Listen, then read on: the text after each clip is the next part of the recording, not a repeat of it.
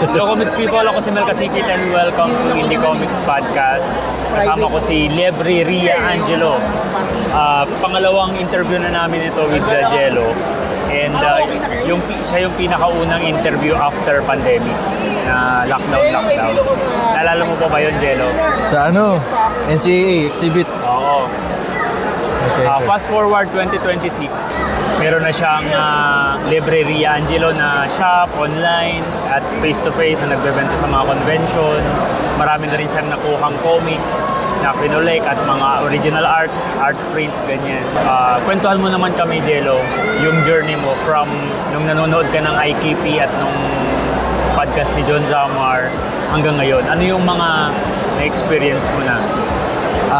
Mostly, kikwento ko yung mga na tumatak sa akin kasi yung mga yung mga dati ako yung nagchat-chat na pwede pong interested po ba kayo mag-consign sa amin, ganyan. Ngayon, parang kada event may lumalapit sa akin paano po mag-consign. Tapos sabi ko, Nagdedirect ako eh. Si Angela Guardia. Yun, ready na nga rin daw yung issue to. Yun, yung mga ganun. Dati kami yung naghahanap. Ngayon, parang kada may event, may nagtatanong kung paano mag-consign. Yung iba nga, hindi ko nakilala. Lumalapit na lang. Sabi ko, ay pwede po. Ganun na lang. Kaya sobrang nakakatuwa na parang maliit lang kami. Hindi pa kami registered eh. Kasi mahirap eh. May trabaho. Tapos, ang dami pa rin parang dami pa rin nagtitiwala. Ganun. Kaya sobrang, kahit na 2022 lang kami nag-start, pero parang inisip nga ng iba, ang tagal ko na daw sa comics. Kasi nagsimula ka as comic fans, talagang bumibili ka ng comics eh. Pero kailan ka nag-transition sa pagbebenta? Halos same lang din eh. Kasi pinakauna ko nabili December 2021, Mascarado ata, kay Sir Rino. 2021 December. Nasa hospital pa yung misis ko nun kasi kakapanganak lang. Kay Amari? Tapos parang April 2022 nag-event na kami. Una kong consignor si Sir David Dontiveros sa Sir John Samar. So yun na, dire-diretso na. Shout out kay Sir John, nandiyan siya. Kumusta naman yung experience mo sa pagbebenta ng mga comics ng ibang mga comics creators? Yung iba, maganda yung sales. Yung iba naman, medyo mabagal eh. Minsan nga, nahihiya na ako kasi parang nagtiwala sa akin, tapos parang hindi naman nauusad, gano'n. Kaya yung sa mga consignor ko ngayon, lagi ako nagsasabi, pasensya na po sir, medyo mabagal yung usad nung... Well, hindi naman automatic na porket nagpa-consign mabebenta. Hindi naman ganun yun. Kahit na sa convention, kahit na nag-table ka sa convention, hindi naman sure na may bibili talaga eh. Depende kung paano mo i-market. Nahiya kasi ako kasi, baka kasi, di ba, nagpa-consign sila kasi iniisip nila, ni-refer ako, gano'n, parang, iniisip nila magaling ako magbenta eh. Hindi, ano lang yan, parang another option, instead na i-contact yung creator directly, meron silang shop sa convention or online Shopee na pwede silang umorder ng mga comics nila. In fact, yung mga comics ko na kay Jello lahat. Yung Parikoy, si Kami, Galila, Lingon, lahat nasa Libreria Angelo. Shopee ba o Lazada? Wala pa kami ngayong Shopee. Okay, Lazada. Okay, sa Lazada kayo mag-check. Doon nyo pwedeng mabili yung comics ko. At yung mga comics ng mga ibang comics people natin. Okay, pag-usapan natin, Jello, sino yung mga bestsellers? Huwag na natin pag-usapan yung mga hindi gumagalaw kasi too many to mention eh. Pero yung mga bestseller. Usually, yung ibang big names, Sir Kadjo. Tapos yung mga yung sa Filipino Classics, yung mga reprint nung kay Sir Steve Gunn, marami yun. Nakaubos akong 100 copies nun. Wow. Tapos yung mga Suma rin. Mga pang-veteran, gumagalaw din. So yung mga veterans yung usually nabebenta? O hindi naman? Hindi naman may pero mga bago din na may mga bago mabenta. rin. Yung ang pinaka bagong mabenta yung kay The Perfect Murder, yung artist si Ma'am Alma. Parang sobrang galing ng art niya. Estudyante daw siya ni Sir Kit Sikat eh. Okay. Si Kit Sikat yung director ng Comiquero Chronicle. Yun. Panoorin niyo yung documentary na sa YouTube. Free siya. Anong mas prefer mo? Online o face-to-face sa pagbebenta? Pareho lang eh. Pero kasi kapag online, minsan may mga kailangan ng karton, ng bubble wrap. Ang hirap eh. magbabalot pa. No? May nangyari na bang hindi inaasahan, like na walang package, nasira yung package? Meron nangyari, bumili ng baboong. Tapos nung baboong yung binalot ko, tapos dumating dun sa buyer, gatas ng bata. Paano nangyari yun? Mali ata ng lagay ng waybill yung rider. So anong nangyari? Paano yun siya na-resolve? Inano ko, hindi. Binlock agad ako nung buyer. Tapos parang nag-feedback na scammer daw ako, ganun. Sabi ko, re-refund ko pag nakuha ko na agad. Kasi nag-request ako refund. Ni-refund naman ako, kaso binlock na nga ako ng buyer. Hindi ko na ma-refund. Actually, sa Comics People, kung may mga ganyang incident, pwede kayong mag-return. Diba? So, pwede naman, i-contact nyo yung seller or ano. Kasi bago kayo mag-react ng scam, check nyo muna mga review. Alam ko maraming scammer sa online, pero yung Libreria Angelo, legit yan. As a comics fan, at ngayon nagbebenta rin ng comics, masasabi mo bang advantage siya kasi ikaw yung nauuna sa mga comics ng mga comics people, tapos nakakapamili ka kung ano yung best copy, ganyan. Minsan natutukso ako eh. Minsan naman, pinipigil ako sarili ko. Yan. Minsan, usually kapag halimbawa, nag-consign sa akin, tapos wala pa ako. Minsan, hinaano ko, ay pag isang kopya na lang, ay ako na ito bibili nito, ganyan. Minsan naman, pinipigil ako kasi syempre, yung misis ko magagalit. Pero may mga ganun din na last copy na ikaw na lang bumili, ganyan. O kaya only copy, ikaw na lang bumili. Meron, kasi kesa naman, wala pa ako eh, kesa naman Unahan ka pa. Sumasali ka rin sa mga Facebook groups marami. na related sa comics. Ang pinaka sinasalihan ko ngayon is yung mga mga nagko-collect ng DC, Marvel. Kasi gusto ko, ma-introduce din sila sa local. Sa local. Paano mo ginagawa yun? Mga nag-share lang ako, ganun. Tapos, pag signing sa Comic Odyssey, nakikilala ko na yung iba. Tapos, pag nagkikwento ko na, ay, nagbebenta ako ng ganito. Marami na rin ako nakikilalang ganun. Ang mga fandom medyo toxic eh. Well, may mga toxic, may mga chill lang, pero most often than not kapag hardcore yung fandom, may mga toxic din na nangyayari dyan eh. Paano mo binabalance yung ganyan? Lamang may nag-aaway, ganyan. Hindi, pag may nag-aaway kasi sa may GC kami na nagsisend lang ng screenshot. Uy, may nag-aaway sa comment. Tamang tingin lang. Hindi ka naman nagpa-participate sa mga Mahirap na. Ano na yung pinaka-paborito mong comic so far na as of this moment? Meron ka bang paborito ngayon? Local? Nung nakaraan, di ba, kakabasa ko lang lahat ng gawa ni Sir Julius Villanueva. Magaling yun. Sobrang na-interest Idol ako. yun, idol. Parang ganyang kakapal.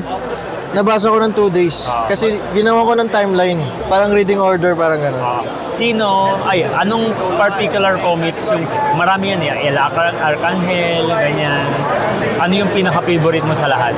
Ang naganda sa lihim kasi may pagka-comedy siya. Yung may mga extra na diba, yung sa isang lihim nando si Sir Mervyn, si May mga Julian. cameo. Yung mga cameo yun. Tapos yung mga cover niya parang homage covers. Yung lihim.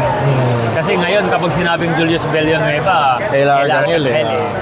Pero hindi nila alam, marami siyang ginawa. Sa lahat ng mga indie comics people natin, siya ang siguro isa sa mga talagang maraming ginawang Iba-ibang iba-ibang titles. title. So, sino yung gusto mong magpa-consign sa'yo na hindi pa nagpapa-consign? Siguro si Sir Paul. Sir Paul. Kasi Manix meron ka na, no? Hindi, kasi nag-ano sila, Sir Manix, nag-pull out din kasi nag-ano sila, ayos ng stocks dahil sa fully book na nila. Nakapasok sila sa Fully book sila, kaya nag-ipon sila ng stocks muna. So ngayon, wala kang Wala Manix, pa kay Sir Manix. Kasi yun eh, self-published din ni Manix yun eh. Meron siyang mga pinapublish ng Avenida, tapos may mga sine-self-publish na rin siya. So, limited yung kopya.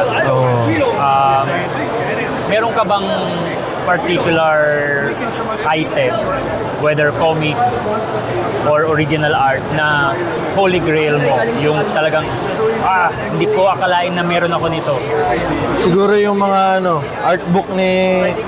artbook ni Nestor Redondo, artbook ni Alex Nino. Yung kay Alex Nino, may pirma eh. Saan mo nabili yun? Sa ano, kay Steve Gunn. Mang Steve Gunn. Ayos ah. Malamang mahal yun.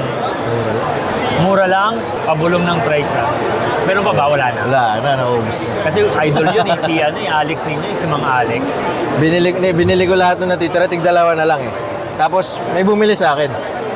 Sayang, dapat in-offer mo muna. Kapag may mga ganyan na next time ha, mga artbook ng mga veteran, sabihan mo ako, kung kaya kong bilhin, bibilin ko yan. Kasi parang mas gusto ko nang i-collect yung mga Artbook. yung mga mahirap makuha kaysa yung mga readily available, madaling mabili.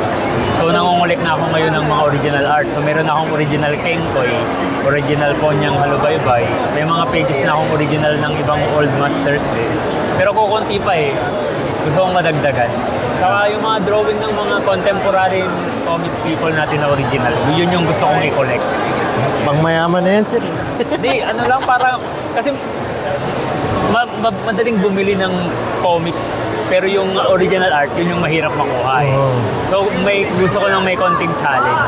Si ano, yung asawa ni Sir Tony De Zuniga, may pinapabenta sa akin. Original art. Ay, mahal yun. Alam ko ang presyohan nun kasi nag-gallery na si Mang Tony Di Zuniga noon. Talagang mahal ng presyo eh. Yung mga ganun, hindi ko afford yan. Hindi ko na nga in-accept eh. Ang magandang mabisita sa bahay nga si Randy Valiente kasi marami siyang collection ng Mamamigay lang si Sir eh. Simula noon. Hindi na siya Hindi namimigay. na namimigay. Uy, balay Ano mo. Sa ikaw naman yan eh. Tingnan natin. Ayun, so Jello, ano yung currently bestseller sa mga event or sa online? Sa event muna, yung mga live event. Yung bestseller ko ngayon, libro. Hindi siya comics. Ah, talaga? Anong klaseng libro siya? Yung libro ni si Ronaldo Bibo ng Avenida. Crime fiction, parang medyo, yung mga patayan. Maraming bumibili. Marami.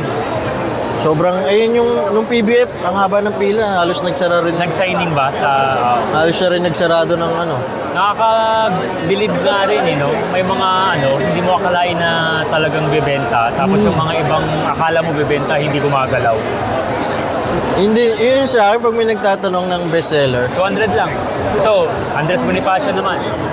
pag may nagtatanong ng bestseller sa akin, nahihirapan ako sagutin. Kasi may event na mahina to. Yung sa bestseller, yung parang minsan mahirap sagutin kasi may mga event na walang bumibili nito. May mga event na grabe, naubos. Para sa mga comics people natin na hindi pa nagpapakonsign, ano sa tingin mo yung reason kung ba't nila kailangan magpakonsign? Isa sa mga naiisip ko kasing rason ay hindi naman ako palaging nasa event. Ikaw, mas madalas ka sa mga event na hindi ko pinupuntahan. So, mas maganda na may at least ako, yung comics ko nandun sa event na yun kahit na wala ako. Yun yung isa sa mga reason. Pero may mga naiisip ka pa bang iba? Ang pinakaunang rason ko kasi talaga nun is parang, yung iba kasi, di ba, parang puro issue 1 lang. Tapos kasi nahihirapan ibenta yung comics nila. So parang main reason ko is consign ka, tapos gawa ka na lang ng sayo ulit. Ako na bahala magbenta, parang ganun. Tama. Tapos yun, parang delay man yung, minsan delay ako remit. Pero safe naman yung pera. Naka-breakdown Excel yan. sheet yan. Si Jello, accountant yan. So yung inventory maayos. Hindi ko kayo i-scamin. Oo, hindi kayo may scam dyan. Kompleto yan. So yun, sa mga comics people natin, pwede kayong magpa-consign, especially kung hindi naman kayo madala sa event at may raming nagtatanong sa inyo, wala kayong time mag-reply. Na, si Jello nang bahala dyan. Ako na pa-istorbo yun. Okay. So Jello, recently nag-publish ka na rin ng sarili niyong gawa. Anong kamusta naman? Nakakaano na ako, third printing. Kasi tig sa 10 lang issue 1, 10, issue 2, 10. Yung unang batch na ubos, tapos second batch may umubos na isa, taga Indonesia. Wow. Parang may kakilala lang sa Pinas, doon ko pinadeliver. Isang set. Ano yung title? Soul Keeper kay Sir Manny Abeleda. At paano kayo nagkausap about the Soul Keeper comics? Nakasalubong niya ako sa Peak-Off. Tapos kinausap niya ako. Dati siya papaprint sa Mixed D. Tapos since, di ba, medyo iba nung name yung Mixed D, so naghanap siya ng iba. Ikaw na yon. Sabi ko, sige, good. Hey, maraming salamat, Jello. Thank you, sir. Thank you. Invite mo sila saan makikita ang Libreria Angelo. Ngayon available kami sa Facebook, sa Instagram, Carousel meron din kami. Kahit sa Google search nyo lang, makikita nyo naman yung mga FB Marketplace, meron din. nawala yung marketplace namin eh. Sayang. Nasa lumang Facebook ko kasi kaya. Pero yun, pwede nyo mahanap. Tapos nag-update na kami ng mga bago namin titles. Tapos sa event, nandun rin kami madalas. Thank you so much po. Thank you, sir. Thank you Bye-bye. po. Thank you. Bye-bye. Indie Comics Podcast.